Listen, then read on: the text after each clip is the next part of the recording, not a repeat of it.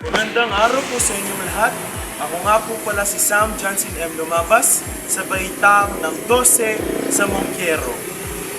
At ako nga po pala ay sa F. Taniedo sa San Nicolas, Tarlac City.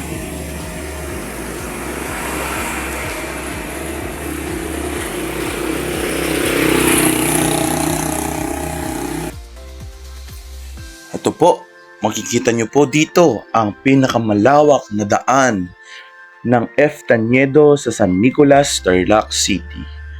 Makikita nyo po dito ang hospital ng Loving Mother. Ayan po. Sobrang laki po ng building na yan. Umaabot po siya ng 6 feet. Ganyan po ang kanyang taas. At ito naman po ang kanyang entrance at exit ng hospital na ito. Ayan po. Sobrang dami pong mga kotse, mga tricycle, mga motor, at iba pang mga sasakyan. Ayan po. Napakarami rin pong mga turismo. Marami rin pong lumilibot. Gumagala rito dahil sa pinakamagandang F. Taniedo sa San Nicolas, Tarlac City. Ayan po. At saka meron din po pala silang sakayan dito ng jeepney. Papunta po ito sa Matatalaib, sa Makabulos, at sa Maliwalo.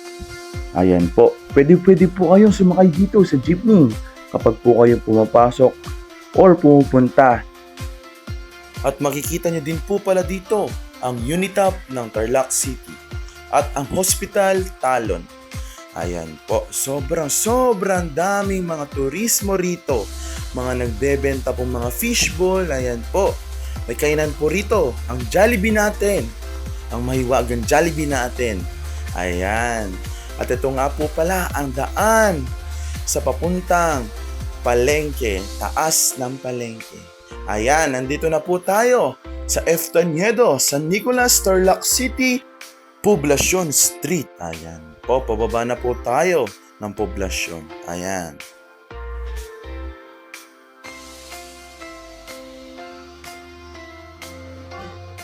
At nandito na po tayo ngayon sa Poblacion Street sa F. Taniedo sa San Nicolas, Tarlac City. Ayan po, marami po kayong magkitang mga pagkain dito. Prutas, gulay, ayan po, mga pakwan, rambutan, sangki, saging, at iba pa po. At ito po, ang pinakamahalaga, ang mga teknolohiya, mga pagawa ng teknolohiya, gaya na cellphone, laptop, at iba pa. Ayan po. Sobrang dami po. Ito nga po pala ang Antigua sa F. Taniedo, Tarlac City sa San Nicolas. Katabi po niya ang TGP Mercury Drug. Ayan. Since 1935 pa po yan. Ito nga po pala ang kanilang mga menus. Ayan po yung nabili kong tinapay. Napakasarap. At nandito na po tayo sa gitna ng Poblacion Street sa public market. Ayan po. Sobrang dami din po mga bilihan dito. Mga damit, shorts, dress, mga pambansang mga damit katulad ng barong. Ayan, mga sandals po, mga tsinelas din. Ayan, sobrang dami po. Ayan. Sobrang lawak din po niyan. Ayan po, nandito na po tayo sa dulo ng Poblacion, Tarlac City sa F. Taniedo. Ayan po, marami pong mga kumakain, mga nagbebentang pagkain. At ito po, ang katabi niya, Pure Gold Tarlac. Ito po pala ang Poblacion Barangay Hall, Tarlac City sa FTAN. Ayan po, ang San Sebastian School. Ayan, Catholic School po yan. Ito naman po ang simbahan ng Katedral sa F. Taniedo, Tarlac City. Magkatabi po sila. Ayan po ang harap ng simbahan, ang plaza. Nandito nga po pala ako sa F. Taniedo, sa San Nicolas, Tarlac City, Poblacion Street. Ayan po. Ngayon po, nasa bahay po ako ng isang netizen dito sa F. Taniedo, San Nicolas, Tarlac City. Ngayon po, nandito na po ako sa loob ng bahay ni Nanay. Ayan po ang kanyang tindahan. Nagtitinda po siya dito sa Poblacion Street. Ayan po, ito po si Nanay. Ayan po siya ngayon. Magtatanong po ako ng mga paniniwala po sa F. Taniedo, sa San Nicolas, Tarlac City, at saka po yung kasaysayan ng Tarlac City. Ayan po. Ito po siya. Nay! Pwede po mag-interview, Nay? Ako nga po pala ang si Sam Johnson M. Lumabas sa Don Bosco. Grade 12 na po ako ngayon. Ngayon po, may proyekto po kami sa pagsulat sa Pilinglaran ng Pilipino. Ayan po. So ngayon, magtatanong po ako ngayon kung ano po yung kasaysayan sa Eftaniedo. Yung history po ng Eftaniedo. Ayan po. Noong kung 1960, wala pang ganong mga tindahan, market, kukonti, tsaka ano yung bilihin, kukonti, pati bigas, mahirap, laging binibili ng tao noon, ang mais lang at saka kamote, yung nabibili noon.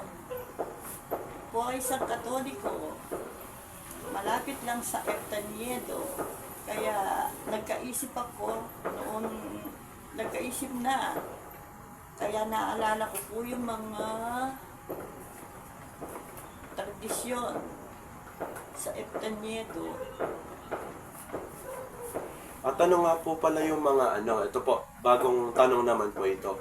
Ano po pala yung paniniwala nila sa mga nakatira sa Eftaniedo, sa San Nicolas, Tarlac City? Ano po yung paniniwala nila? Yung cultural po nila, ano po yung cultural po nila, tsaka yung paniniwala po nila? Paniniwala po, mga tao noon, marami pong noon, gulo.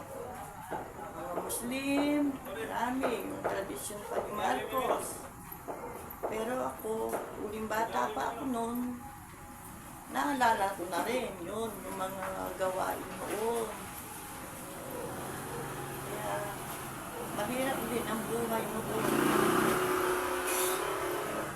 Ang paniniwala ko. So ngayon po, yun lang po yung mga tanong ko. Maraming salamat po, Nanay. And God bless you po. Ano po? Yes na. Ito nga po pala ang pinakamagandang tanawin sa Plaza ng Tarlac. Ayan po. Sobrang dami pong tao. Ito na po ang nagtatapos sa aking vlog. Muli, ako nga po pala si Sam Johnson M. Lumabas sa Baitang ng 12 sa Monquero. Maraming salamat po sa pagpapanood. Thank you very much po.